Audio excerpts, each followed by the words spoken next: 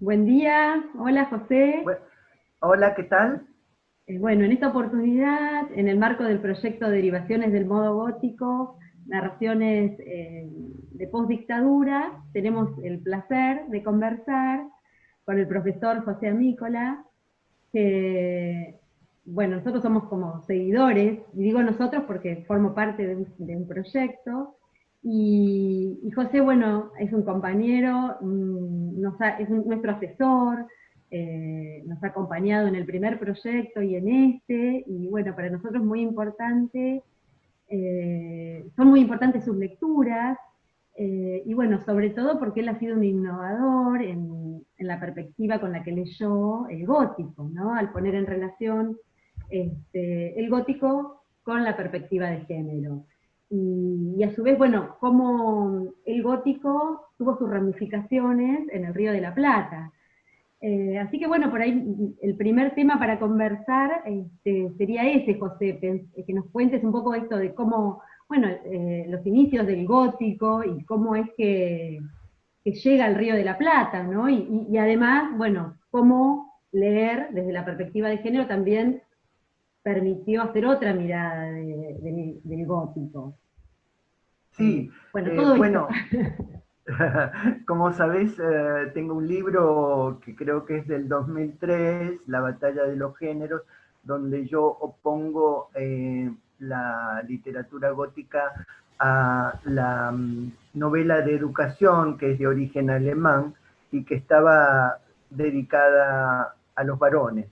Y entonces una vez en un pie de página de un libro que trataba el gótico, en Inglaterra había una mención de esa autora de la investigación en que se decía que el gótico estaba asociado a lo femenino por múltiples costados. Y ahí nació el libro que titulé La batalla de los géneros, entendiendo eso como géneros literarios, pero implícitamente estaba también la cuestión del género sexual que venía acotado muy tangencialmente en esa nota al pie. Y realmente era un filón extraordinario porque en la investigación me fui dando cuenta de que cuando nace el gótico, la primera autora era Anne Radcliffe, que tiene una infinidad de novelas góticas y que abre la marcha. Y luego también ya en el siglo XIX podemos hablar del Frankenstein de Mary Shelley y el proceso de lo que sucede en Frankenstein, que es la novela tal vez más conocida, está asignado por la cuestión de la presencia de lo femenino.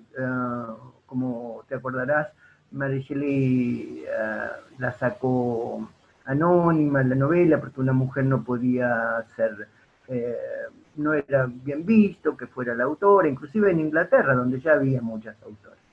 Y, y bueno, Claro, se pero es una suponía que mujer que habla de temas para los que las mujeres no se debían ocupar, ¿no? Porque la mujer tenía que hablar no, de la claro, intimidad, de la familia.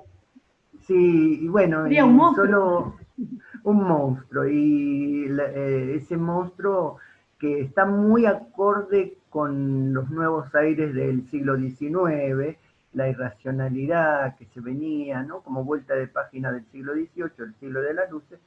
Eh, la verdad es que tuvo que esperar esa novela para ser apreciada hasta mitad del siglo XX, cuando especialmente las lecturas psicoanalíticas la rescataron y luego detrás vinieron las feministas.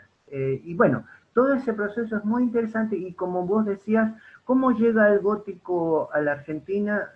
Yo creo que es el batallar de la revista Sur y su brazo armado de Victoria Campo en la relación con Inglaterra. Y como Inglaterra es el país estrella en el género literario del gótico, ahí está Cortázar que escribe ese articulito tan interesante que es El gótico en el Río de la Plata, donde dice que como nosotros no tenemos castillos ni ese tipo de escenografía medieval reciclada que usó el gótico, podíamos pensarlo adaptándolo a una casa común y silvestre, y ahí nace este gótico rioplatense que es bastante apreciado en todas partes como característica argentina, así como la gauchesca es una característica argentina, este tipo de literatura relacionada con la literatura inglesa en el Río de la Plata tiene ya cierto prestigio internacional. Claro. Y vos ahí mencionabas que Cortázar visualizaba esto de que en la literatura rioplatense se reemplaza el castillo por otros espacios, ¿no? Y cuáles son esos espacios, digamos, y cuál es el impacto que tiene en el Bueno, lector. uno podría pensar en Casa Tomada como un espacio de miedo, como un espacio muy pequeño donde suceden cosas supernaturales, ¿no? O entendidas así, que no pueden explicarse, pero que al mismo tiempo salen de una situación de absoluto realismo, porque la Casa Tomada está en una calle determinada de Buenos Aires, etcétera, ¿no? Pero bueno, lo que a mí más me interesa es qué pasa cuando las que se interesan por el tema son las mujeres, porque allí hay una vuelta de tuerca muy interesante. Ajá. Vos decís cuando las escritoras, digamos, Claro, son mujeres. cuando aparecen las escritoras. Y bueno, el gótico inglés está plagado de fórmulas fijas. Tenés un castillo medieval en un lugar desolado y tenés a fantasmas, que son en definitiva, según el análisis psicoanalítico, es el retorno de lo reprimido, aquellas cosas que han quedado barridas bajo la alfombra y que cada uno de nosotros trata de esconder, pero que vuelven en las pesadillas o vuelven justamente en la literatura gótica. Y tenés otra cosa muy importante que yo señalé en mi libro La batalla de los géneros, los pasillos interminables laberínticos de donde la protagonista no puede escapar. Y esa sensación de pesadillesca está subrayando en mi lectura también la vulnerabilidad de la mujer, ¿no? Por ejemplo, una de las novelas de Anne Radcliffe en el siglo XVIII inglés se trataba de una heroína que va a parar a un castillo y luego no puede salir, y este señor del castillo, que es un villano en realidad, no solo quiere violarla, ella se va escapando constantemente, hay ese miedo a la violación, que también es una característica femenina de su vulnerabilidad frente a la agresión masculina. Y también en otra escena, el señor del castillo la quiere hacer firmar un documento en que la desposesiona de todas sus propiedades. O sea que la vulnerabilidad no es solo física, corporal, Claro. sino también material de los bienes. Y Me hiciste entonces, acordar del cuento Barba Azul. claro, El claro. cuento. Sí, nunca había pensado que el cuento Ah, Barba Azul también era una cosa gótica, pero digamos que el gótico a partir de Frankenstein se ramifica de una manera que es increíble su riqueza, porque después vienen los vampiros que llegan un poco más sí. tarde, en realidad es una tradición folclórica, pero se adapta al gótico muy bien, y entonces a partir de finales de Drácula y finales del siglo XIX ya los vampiros son una rama del gótico, pero después tenés el terror, etcétera, etcétera. Entonces, es casi, y luego vienen las la síntesis de varias ramas a la vez, entonces es bastante complejo recordarlo. Lo importante para mí es la cuestión de por qué los individuos, tanta gente, requiere ese tipo de literatura que te pone inquieto y que te hace saltar sobre la silla o en la butaca del cine, ¿no? Que es la nueva aparición Claro. del gótico. Claro, y veníamos hablando de eso del género sexual, pero también si pensamos en el género literario específicamente, como también el gótico ingresa a otros géneros, como bueno, el género de la ciencia ficción, el género policial, eh, cómo juega ahí esta hibridización de los géneros, eso Claro, también es notable, ¿no? es Más el cine, notable. bueno, eso del... Claro, y yo creo que una de las cosas que los críticos podemos notar es estos préstamos y este constante movimiento de uno a otro, ¿no? Bueno, si uno piensa en películas como El bebé de Rosemary o El Mm. exorcista de los años 70, que han tenido una cadena increíble de derivaciones e imitaciones, eh, ya tenemos también otro dato que es la fuerte revigorización del gótico en la época actual. Creo que vos en la escuela secundaria tenés un éxito extraordinario con cualquier manifestación que roce lo gótico, porque los chicos se Sí, sienten completamente interpelados, ¿no? sí, y bueno, les gusta el cine, las series de terror, eh, consumen y con mucha avidez ese género. Y yo sé de muchos profesores de secundaria que trabajan en relación, ¿no? Las series, el cine, y después en relación con obras literarias donde aparece el terror. Y que hay muchos Sí, escritores pensando en esos lectores también. también. Y ahí se da un círculo de demanda muy interesante. Pero una cosa que llama la atención es cómo puede ser que un género literario del siglo XVIII, del que estamos realmente muy alejados, porque ha corrido mucha agua bajo los puentes, el siglo XIX, con toda su idea de progresismo, y de la importancia de Claro. la ciencia, parecería que tendría que haber muerto o haber sido reemplazado por otro género, como la ciencia ficción más pura, ¿no? Y sin embargo, eso sigue estando muy vivo. Yo creo que porque hay una valencia en el ser humano que mueve y remueve cosas del interior, como analiza el psicoanálisis, ¿no?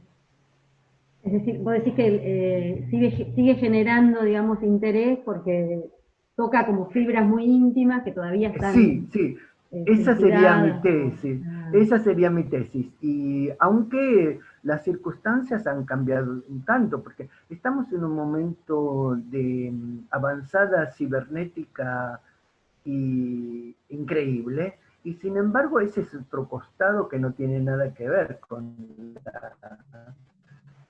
los progresos claro. humanos, con la genética, con la biología.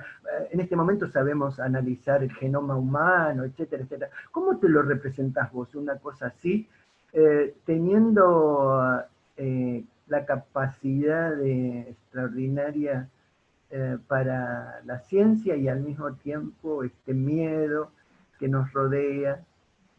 Claro, y esa atracción ¿no? Por la oscuridad, Y por lo irracional, por la por lo locura. irracional, Este, como otra vertiente que es imposible dejar de lado.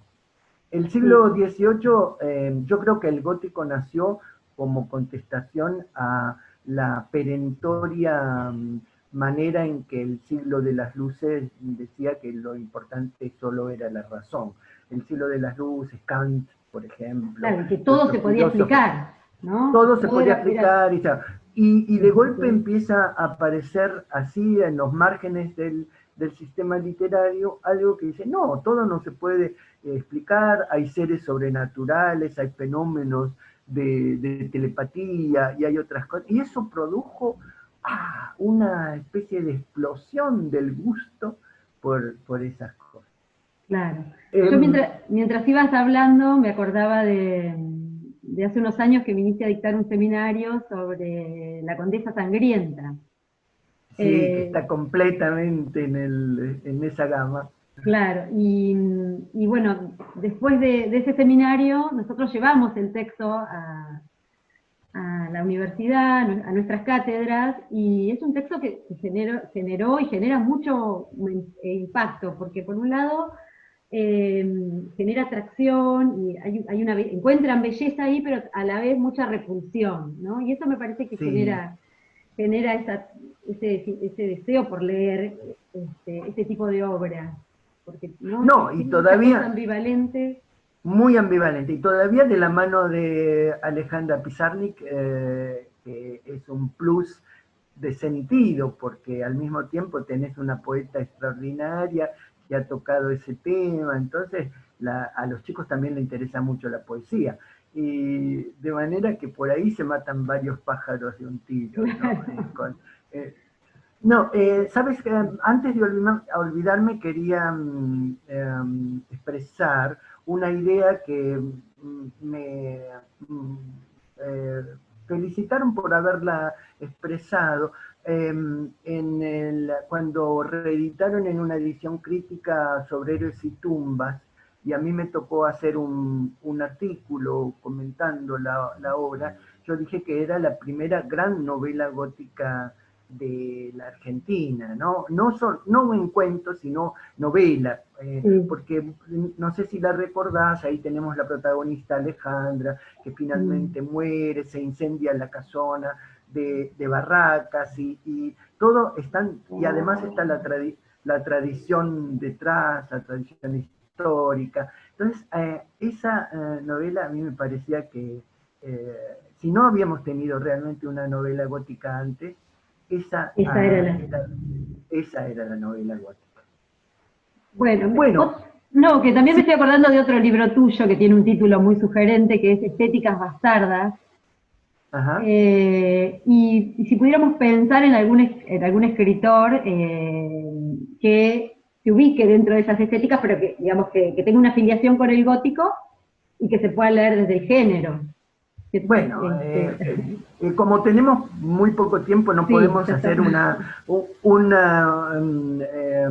paneo muy extenso, pero me voy a tirar de cabeza realmente a un texto que me parece que es una explosión en el mundo literario argentino, que es Nuestra parte de noche de Mariana Enríquez, y que Ah, apareció me lo el compré año pasado. ayer, me lo compré ayer. Ay, muy bien, muy bien. Bueno, tenemos que hacer otra entrevista o conversatorio para hablar sobre esta novela, porque es una novela muy gorda, muy, digamos, que Gorda.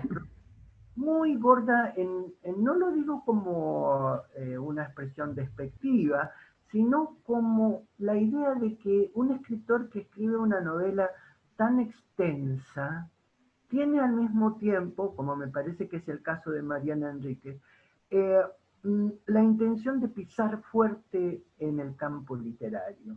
Yo lo que veo por las Ah, entrevistas que ella ha dado, por la presentación del libro, con un premio Herralde detrás, que ahora Mariana Enríquez se ha transformado en los últimos años, de golpe casi, pero muy bien, parejamente, como una escritora insoslayable.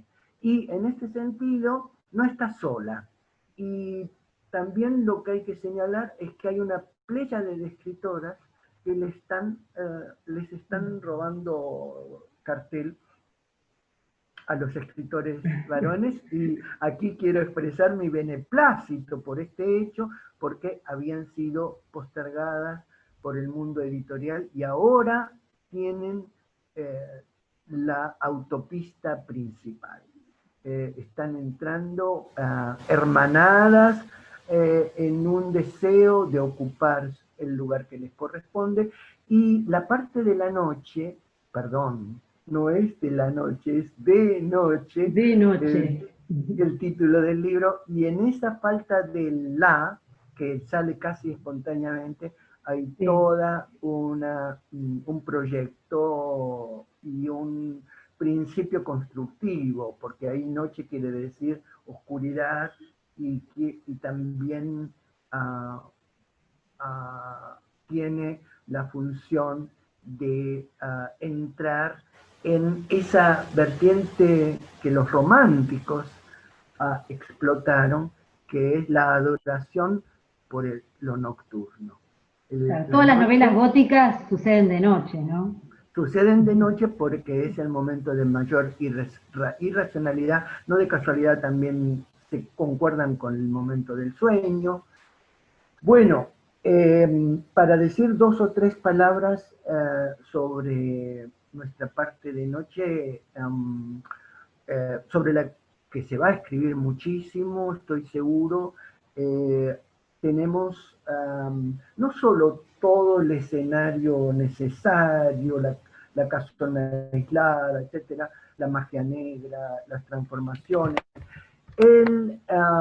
la idea de un medium que es forzado a trabajar como medium, pero lo que interesa a la autora tiene que ver con una relación muy flagrante entre la tradición inglesa y lo folclórico, las prácticas de magia negra y superstición en la Argentina. Entonces, ella hace un empalme muy consciente, considerando que mientras que lo inglés tiene prestigio, todo lo que está sucediendo, por ejemplo, en la zona del litoral de la Argentina, en las prácticas oscuras y de búsqueda de lo sobrenatural, no tienen buena prensa, no han entrado debidamente a la literatura, y bueno, podemos mencionar El viento que arrasa de Selva Almada también como una preocupación por lo que está sucediendo en el litoral, muy cercano de la región de Brasil, donde eso se da muy fuerte. Bueno, esta función de relacionar lo inglés prestigioso con las prácticas argentinas, me parece que está también en la misma corriente del artículo de Cortázar sobre Notas sobre el gótico. sí, notas sobre el gótico. Es como si ella estuviera leyendo el artículo muy bien al pie de la letra. Y bueno, para casi finalizar Sí.